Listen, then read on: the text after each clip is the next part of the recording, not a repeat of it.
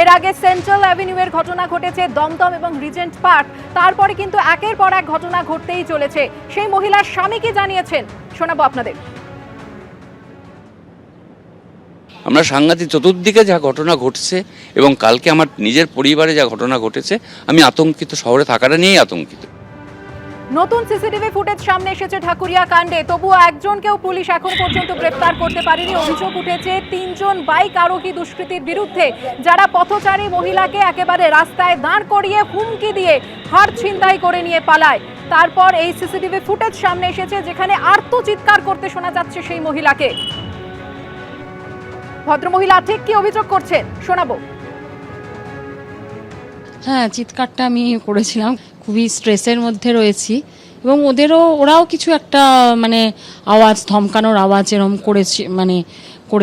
করেছিল। প্রতিদিনই একটার পর একটা যা ঘটনা ঘটছে, সেটা বিরল ঘটনা এবং তার কোনো প্রতিকার কিচ্ছু নেই। এখনো পর্যন্ত পুলিশি তৎপরতা আমরা কিছু দেখতে পাইনি, এখনো কিছু খবর আসেনি। যতটুকু থ্যাঙ্কস অফ পাড়ার যার বাড়িতে সিসিটিভি ক্যামেরাটা রয়েছে, হ্যাঁ, সেটা থেকে আমরা একটু সাহায্য সবাই পেয়েছে বা আমরা বুঝতে পারছি বা প্রমাণ যে হ্যাঁ এই ঘটনাটা হয়েছে। তা না হলে যে কেউ বলতো যে আমি ফলস দিচ্ছি, কোনো কিছুই হয়নি। কি প্রমাণ? আস্থা নেই, আস্থা একেবারেই নেই। দুজন মাত্র বাড়িতে থাকেন এবং সেক্ষেত্রে কি সিদ্ধান্ত এখন আপনার? হ্যাঁ, সত্যি কথা সবসময় মনে হয়, কারণ আমাদের এখন কলকাতাটা পুরো বৃদ্ধাশ্রমে দাঁড়িয়েছে। প্রতি বাড়ির ছেলে মেয়েরাই সব বাইরে, কারণ এখানে না আছে চাকরি, না আছে কোনো কিছুই নেই, পশ্চিমবঙ্গে কোনো কিছুই নেই। যে ছেলেকে দাঁড়া করানোর জন্য বা তারা যাতে ভালো থাকে, সেই জন্য আমাদের স্বার্থের জন্য আমরা কাছে রাখতে চাই না। আজ ধনধান্য অডিটোরিয়ামে চিকিৎসকদের সঙ্গে বৈঠকে বসবেন মমতা বন্দ্যোপাধ্যায়। এই বৈঠকে ডাকা হয়েছে মেডিকেল কলেজের অধ্যক্ষ এবং জেলার স্বাস্থ্য আধিকারিকদের। যদিও এই বৈঠকে থাকবেন না বলে জানিয়ে দিয়েছে West Bengal junior doctors front.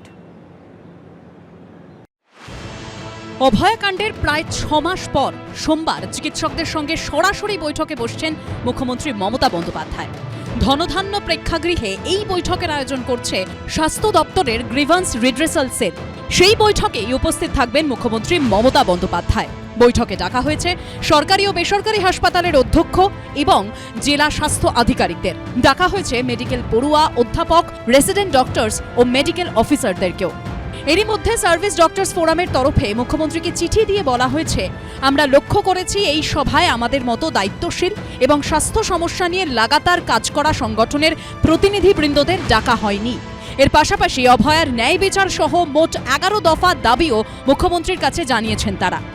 পরিকাঠামো এবং আজকে যে ম্যান পাওয়ার, ডাক্তার, নার্স, স্বাস্থ্যকর্মী যে বিরাট ঘাটতি রয়েছে, 80% উপরে ঘাটতি রয়েছে Indian public health standard survey থেকে আমরা যেটা পেলাম।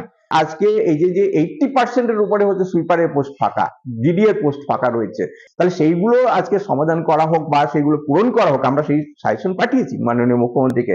আমরা আবেদন করছি যে কালকে মিটিং এ অন্তত সেইগুলো নিয়ে আলোচনা করা হোক। এছাড়া কিন্তু সমাধানের কোনো রাস্তা নেই। এদিকে সোমবার মুখ্যমন্ত্রীর সঙ্গে চিকিৎসকদের বৈঠকে সাংগঠনিকভাবে থাকছে না West Bengal junior doctors front. আমরা West Bengal junior doctors front সংগঠনগতভাবে এই সভায় অংশগ্রহণ করা থেকে বিরত থাকব। ঝিলম করঞ্জাই, সন্দীপ সরকার ও সুদীপ্ত আচার্যর রিপোর্ট, এবিপি আনন্দ।